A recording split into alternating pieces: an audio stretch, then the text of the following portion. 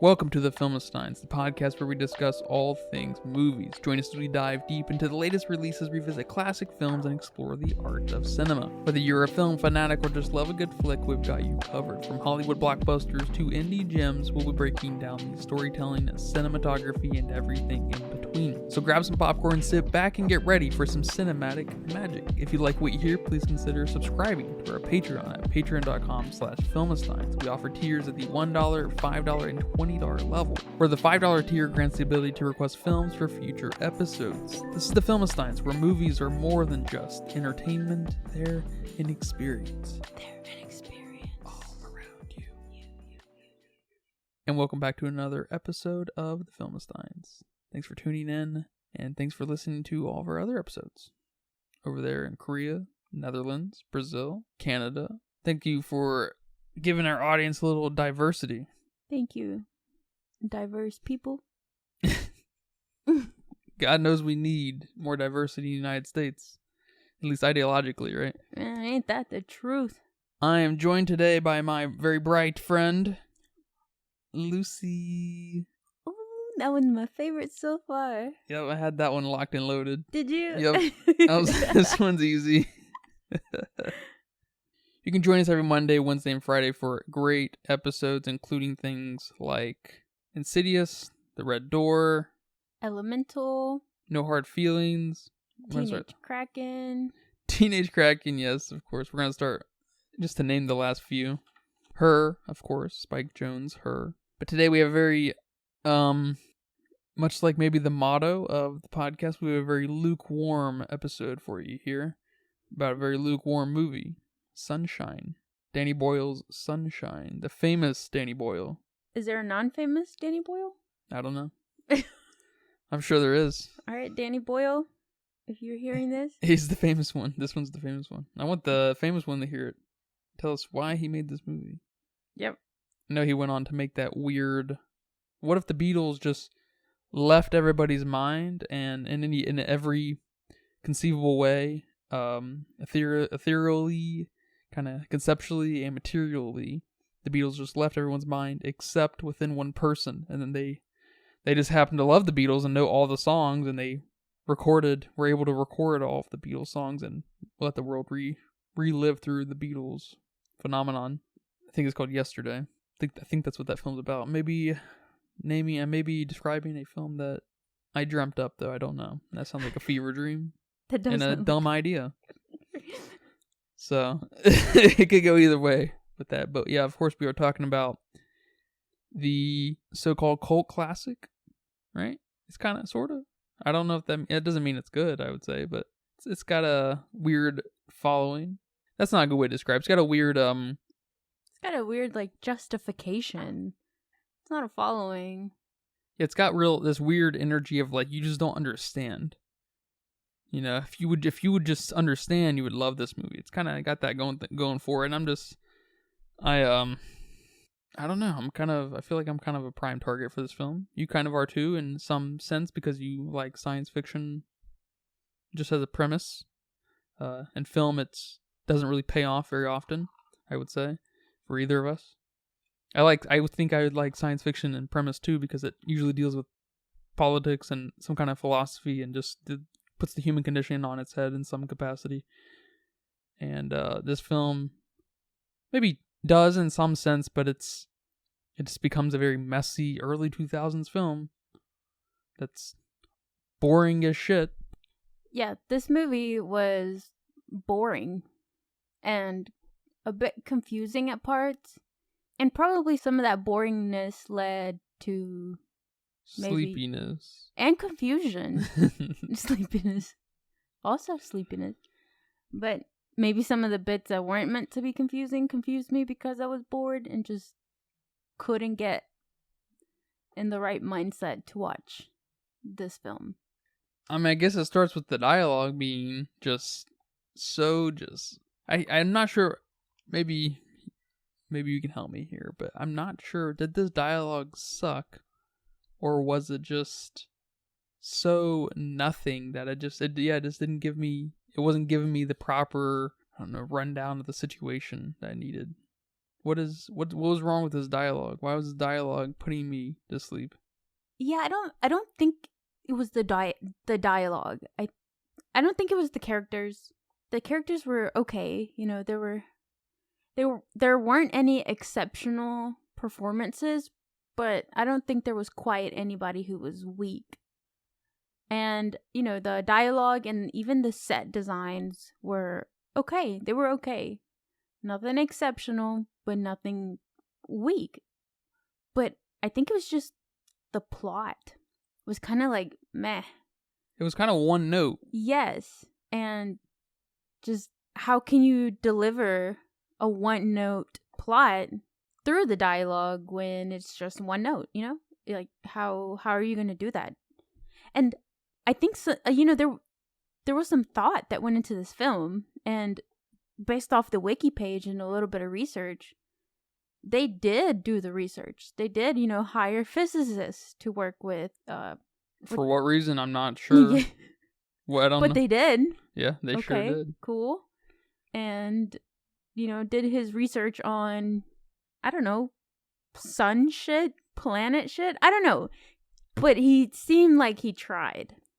But it obviously wasn't enough. You obviously didn't take what you learned and just delivered it into the movie. Maybe you spent too much time researching unnecessary physics here.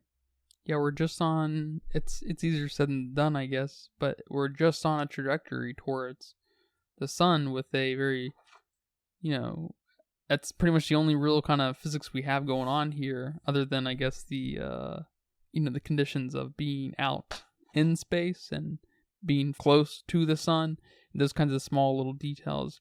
But as far as like the ship and how it, and what it's pushing with the payload, I guess, and its protective little mirror thing, or large mirror thing, it's very science fiction all of a sudden, so it doesn't really, the physics of it doesn't really matter all that much. Yeah, it doesn't need to make sense. Mechanically, doesn't need to make sense in one lick. Yeah.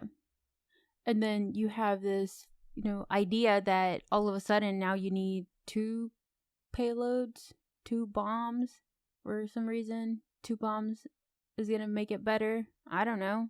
Yeah, the interest.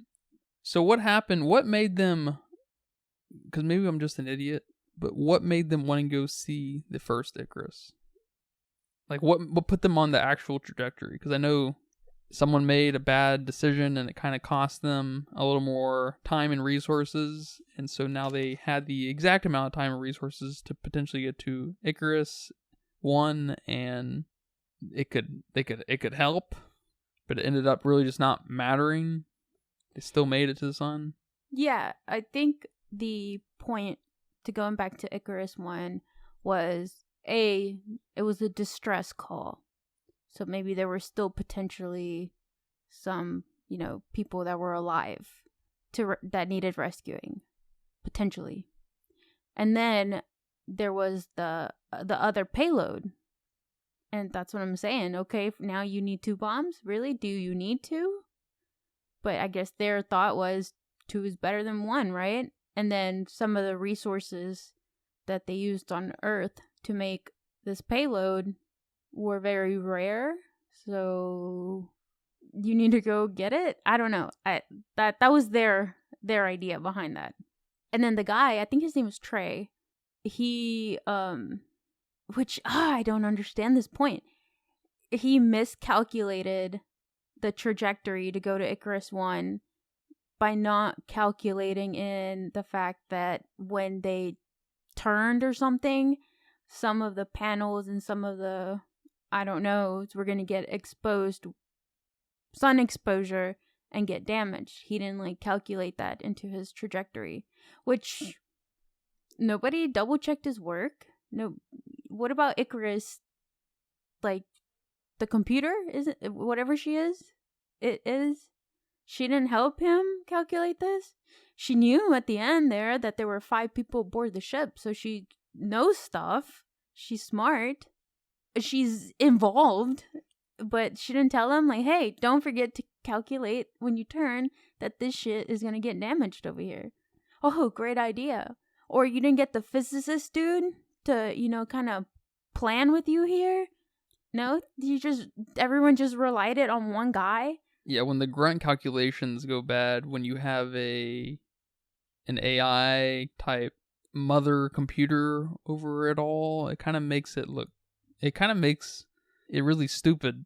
I don't like it. Or that the computer is the bad guy. Yeah, yeah. If you would have gone there, that would have made sense. That would have made a lot of sense. They couldn't go down that route, though. But no, they didn't go down that route. Because I think Danny Boyle referenced, or I should say, I think Danny Boyle cited Stanley Kubrick's 2001: A Space Odyssey as being a major inspiration for this film, and which is just another one of those things where it's just what film we were going hard on, where they referenced some of the greats and Teenage Kraken. I think so. I think it was Teenage Kraken. Yep. It's just, this movie's not as bad as Teenage Kraken by any stretch of the imagination, but it's a little bit icky when you say stuff like that, when your movie is it's just not even, like, it's just not very good. Like, if it was okay, if it was like pretty good, I mean, I wouldn't have a problem with that at all. I guess I don't really have a problem with it now. I don't really give a fuck, but it's just, it feels like you're a little, I guess that's like by definition kind of pretentious, right? Like yes. You're trying to feed this further narrative. You're trying to further this narrative that 2001: A Space Odyssey kind of initiated or kind of helped feed in the beginning. Not literally contextually, but just like in an artistic sense. But your craft, your direction is not on the same level, and so like it's not even.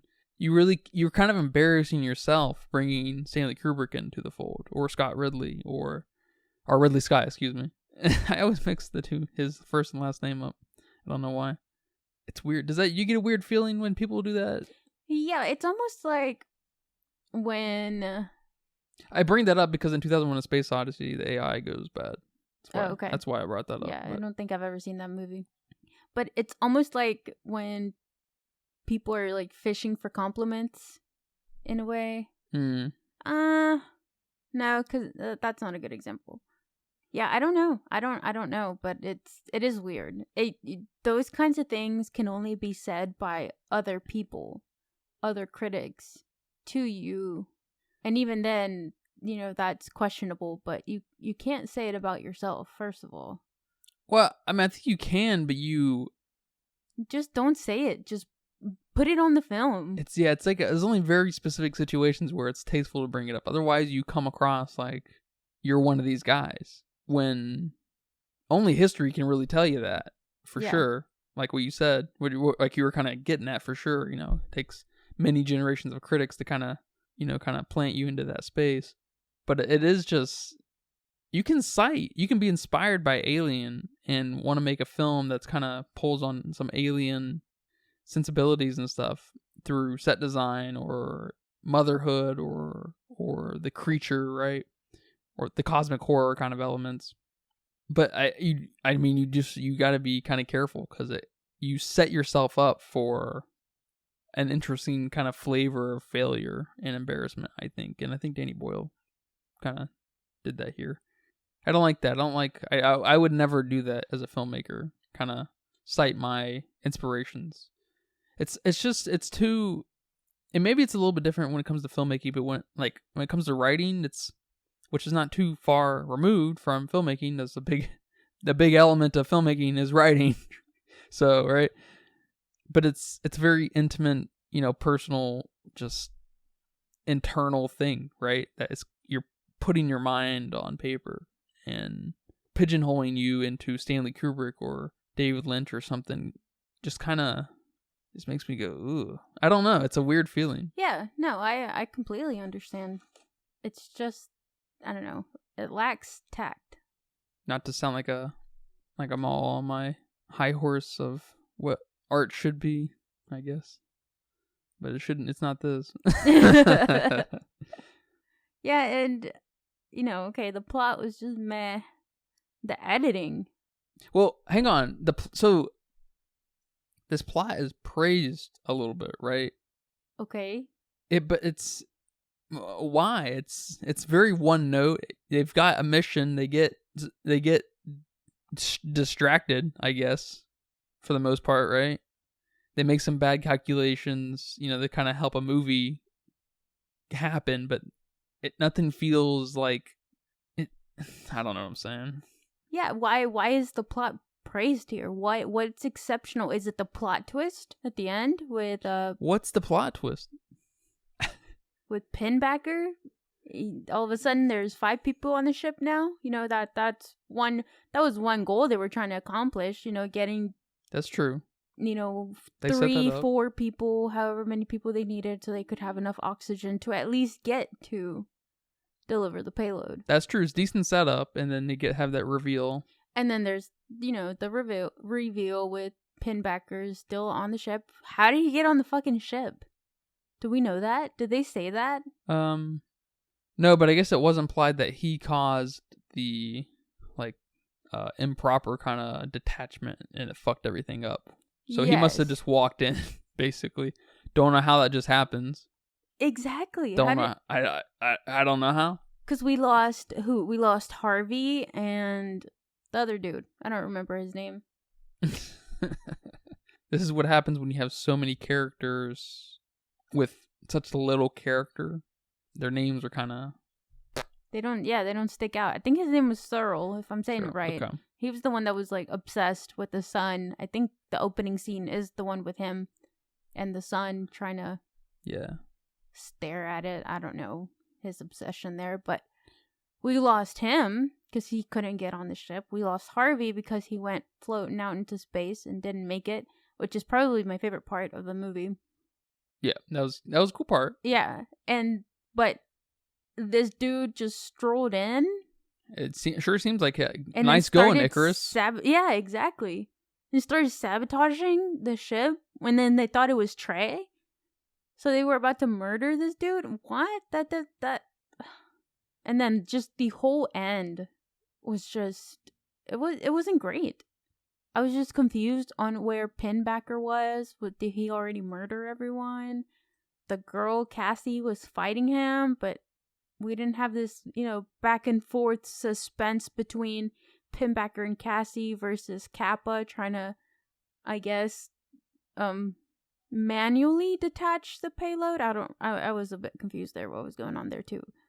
Because all of a sudden Icarus wasn't working. Who fucking knows? I don't know. I kind of liked the obsession with the sun because it reminded me of The Lighthouse with William Dafoe and Robert Eggers film. And because there's a little bit of that happening in The Lighthouse where the characters become, or at least one of the characters is weirdly obsessed with the light of the lighthouse. And so we saw a little bit of that happen here. I'm sure that there may be some kind of parallel between the two. I'm sure The Lighthouse was not inspired by this film, but something kind of predating the two.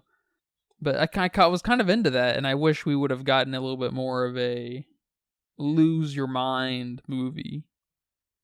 That would have been cool. Yeah. I think that would have gone better. I wish the movie was on Icarus 1 instead of Icarus 2. And then Icarus 2 eventually shows up, but we're still, Icarus 1 is our main character. And so we're kind of seeing Pinbacker do his daily thing, and these new scientists are his antagonists trying to take him away from his son and trying to rejuvenate it. I don't know. So the editing. Yeah, man, the editing is probably top tier as far as trash goes. Yes. I can't believe, and I know this is a major product. And how they look, we can't, Cillian Murphy with that hair and shit, very early 2000s. Yes. He glowed up, I must say. 15 years later, I feel like he started to fit his skin a little better. He's still, this editing is, it's unbelievable, man. It is the most nauseating nonsense I've ever fucking seen in my life. It's it's probably one of the great examples of early 2000s editing, actually. The greatest examples of what not to do from the early 2000s. Well, there's a lot. Yeah, you don't make films like you did in the early 2000s. It's just you avoid that. There's only one great film to come out of the early 2000s, and that's Shrek and Shrek 2. I guess a duo of films. probably about it, right? And Mean Girls. Yeah. But like that 2004 to 2008 or 9 maybe, you don't look at movies from that era. That was a real interesting growing pain era for movies. I'm not sure what happened there, but the editing. See, when you hear about things like Bohemian Rhapsody winning an Oscar for best editing, you just have to think, wow, the people who voted on this must have all formed their idea of what good editing looks like from the late aughts, 2004 to 2008, 9, kind of. Because it's trash. It's so bad. I don't know how this is acceptable. How this was acceptable, how it still continues to be in small little ways. Even a chaotic, claustrophobic film like Ambulance, the new Michael Bay film, where they're in an ambulance, almost the entire film is less chaotic than this editing. We're in the ambulance, how big's an ambulance? What, maybe 10 by 6 feet? Yeah. It's a small little space, and you'd expect quick editing or quick cuts and just weird, just a fucking mess inside the ambulance. But man, that film is infinitely better edited than this film. And we had a whole motherfucking like space cabinet, Yeah. We had like a fucking mansion of us. It's a big place. It's a spaceship. It's nice and which is nice. It's definitely the best part of the film, probably, right? Yep.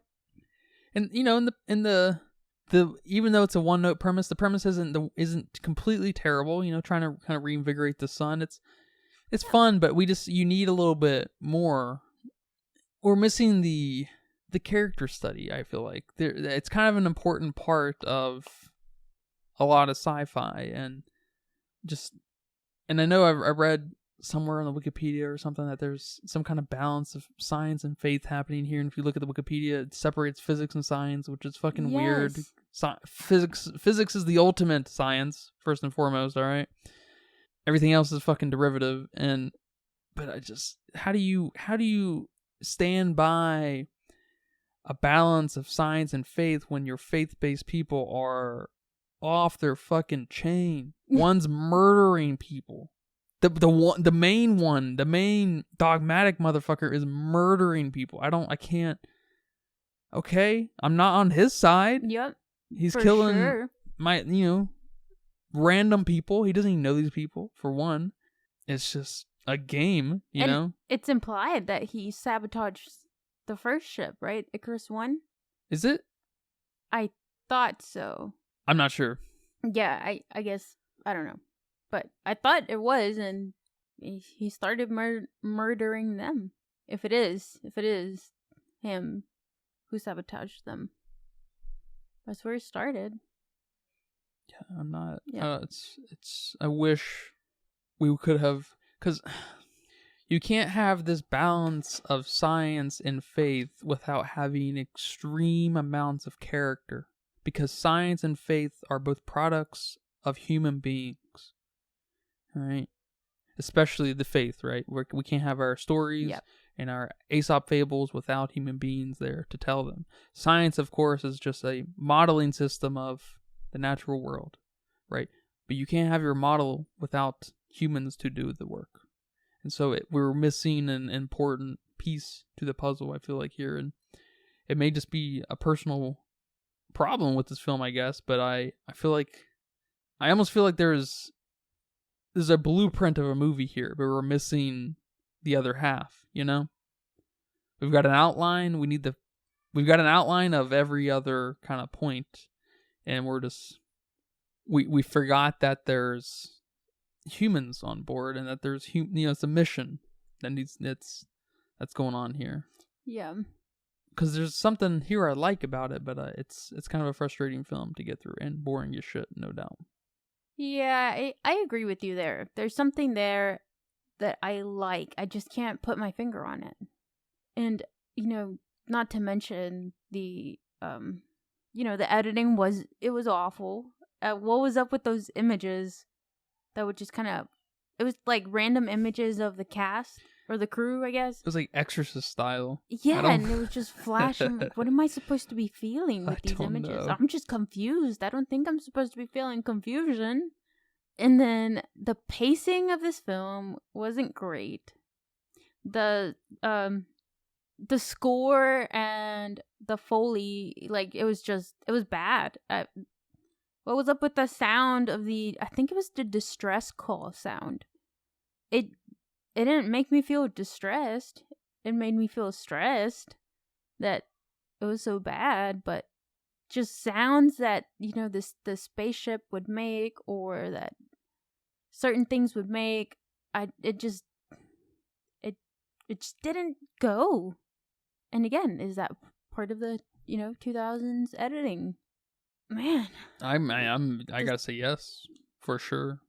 It was such a rough period of time, man. I'm glad we're not trying to do a podcast in those years. Yeah, we wouldn't have much to say besides we'd be talking about older films exclusively. Yeah, some of the films that came out in 2007 close to this film were No Country for Old Men, Zodiac, Ratatouille, Transformers, one of the Harry Potter movies, The Order of the Phoenix, Teenage Mutant Ninja Turtles, Resident Evil Extinction. Extinction, okay. Yeah, Extinction, sorry. Extension. Yeah. Resident Evil Extension. Although that's the next one. Yeah, that's the next one. The Simpsons movie, did I say that? Ah, the Simpsons movie. Yeah. I saw that in theaters. I did too. So, That's actually a decent year. Yeah. Yeah, especially No Country for Old Men. It's one of my favorite films. Probably top 5. One day I'll tell you all my top 5. I already know all your top. What are they? Say them. 5. No. I gotta think about it. Oh, okay. I'm sure I know them. That's what I meant to say. So, not too terrible. Not too terrible of a year. And then you come out with this. What happened? At least there wasn't any forced romance down our throats, which I thought there was going to be with Cassie and Kappa. I thought they were going to go somewhere with that, and they didn't. And I'm so glad, because that would have just made this film worse than it was. So good job there. Good call. Yeah, that's a good call. And I'm glad that they're aware enough, smart enough, filmmakers, storytellers, to know that because they have such a lack of character, you can't just all of a sudden bring in a very, very character dramatic thing. You can't just connect the two. I did see that Danny Boyle wanted, or I guess forced, loosely, the cast to hang out for like 14 months or something like that. And did they? And to do things. Well, I wasn't there, but I missed the invite.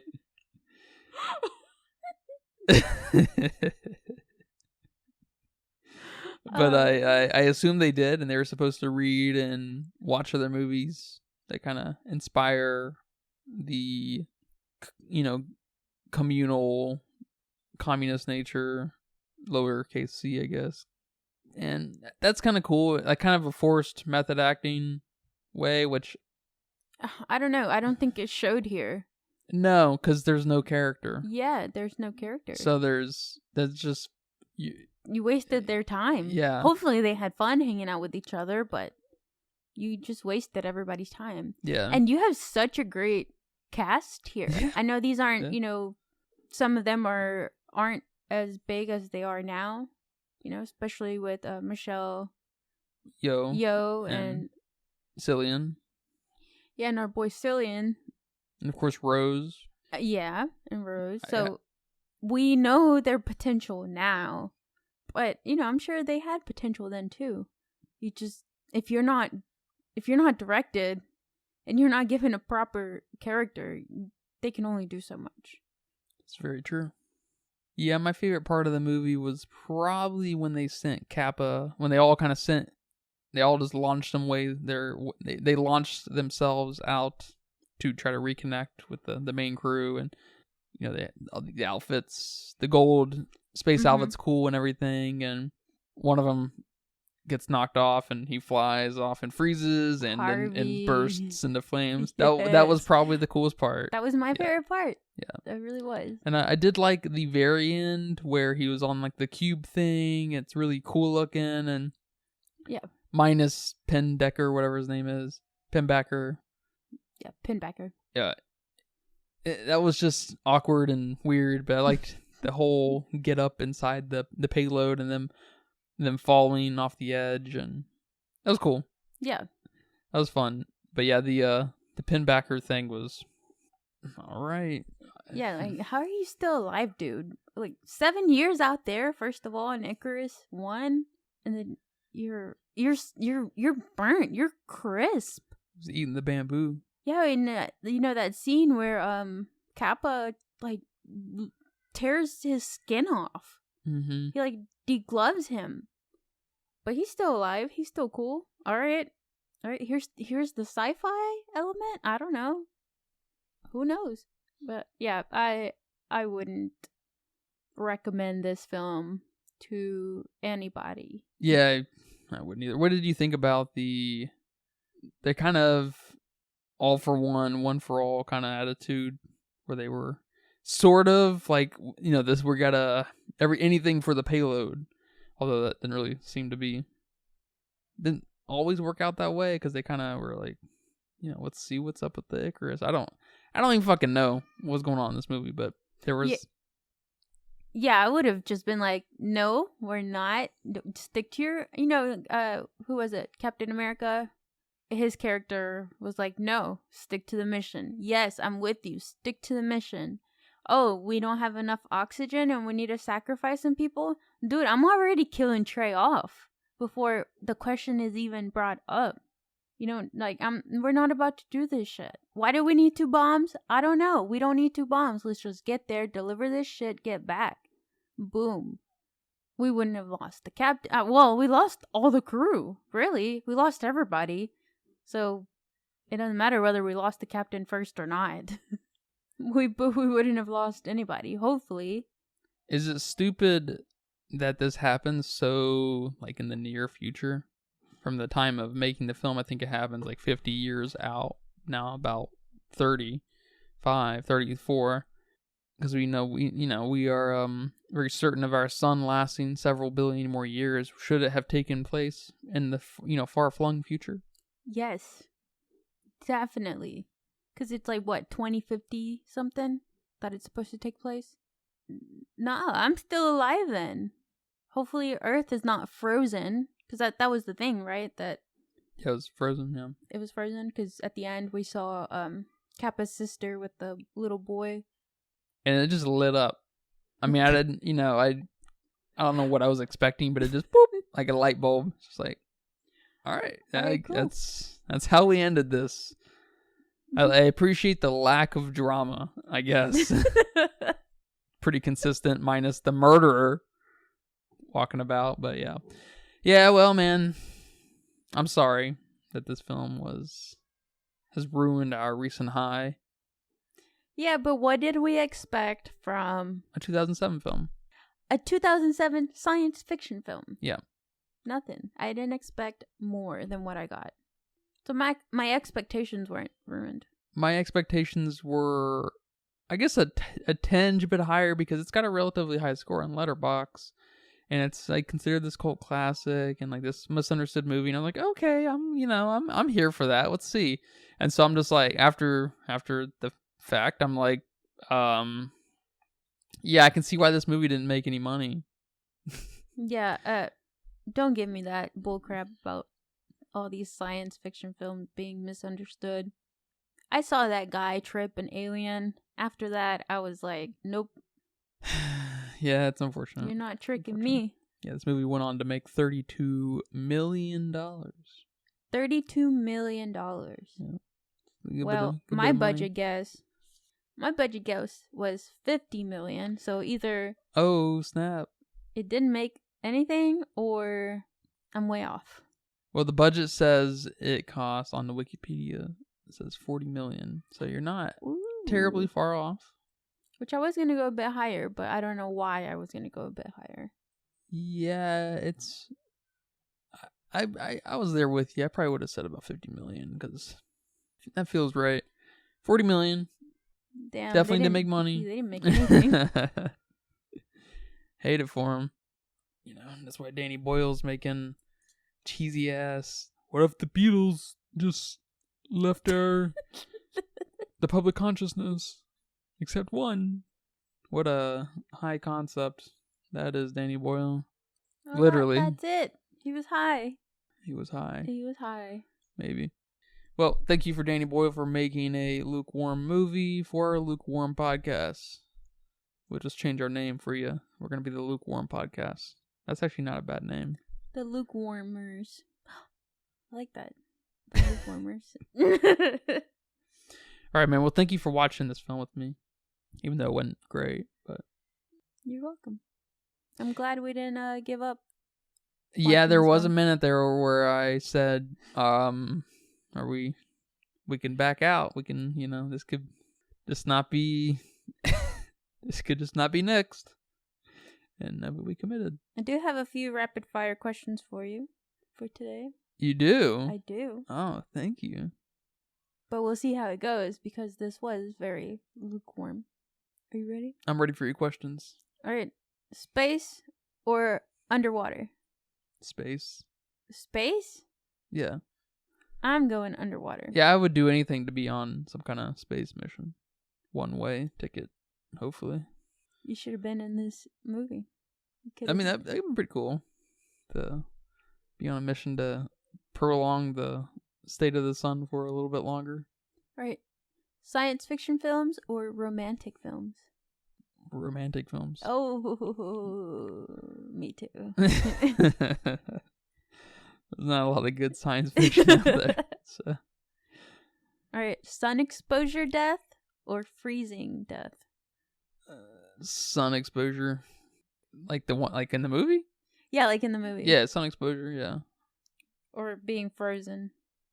Yeah, sun exposure. Yeah, I think I'd pick that too. I'd rather be super hot than to freeze. Also, the sun exposure one might be quicker. Well, they seem to die real quick here than freezing. But then your body might be preserved. So that'd be kind of cool. But I'm going sun too. All right. Atomic bomb explosion from Oppenheimer or this payload bomb thing explosion. The Oppenheimer bomb. Yeah, that one's not too hard, is it? Yeah, that's... The visuals in that movie are pretty much unmatched. Alright, cliffhangers or plot twists? Cliffhangers. Yeah. Over plot twists? Yeah, I'm not a plot twist person, other than M. Night Shyamalan plot twists, but even those are often, not the best part of the movie. You're not a person? No, I like, because a cliffhanger can be, the kind of interpret the ending for yourself kind of thing, and I'm all about that. Nah, cliffhangers make me mad. I'm definitely a plot twist person. I love some good plot twists. I love gasping during plot twists. It's like, oh shit, I was not expecting this. And cliffhangers, maybe I'm still sore on the Across the Spider-Verse cliffhanger there. Fuck them. Alright, well, thank you. Oh, those were good. Thank you for those. You're welcome. And thank you guys for listening to this episode of the Filmistines. We had a mildly fun time talking about this film today. We'll go back to better and greater films soon. We promise. You promise. Don't forget you can request any film at any point on our Patreon at patreon.com/Filmistines for the 5-tier subscribers and up. Well, thank you for that. And thank you for leaving nice reviews and comments on social media and each of the podcast platforms. Until next time, take care. Bye-bye. Bye-bye. And that's a wrap for today's episode of the Filmistines. Thanks for tuning in and joining us on our cinematic journey. We hope you enjoyed our discussion and gained some new insights and perspectives in the world of movies. Don't forget to subscribe to our podcast on your favorite platform, especially Patreon at patreon.com/filmistines, and follow us on social media for more film-related content. We love hearing from our listeners, so if you have any feedback, suggestions, movie recommendations, or book recommendations, please feel free to reach out to us. Until next time, keep watching and keep loving the magic of movies. This is the Filmistines signing off.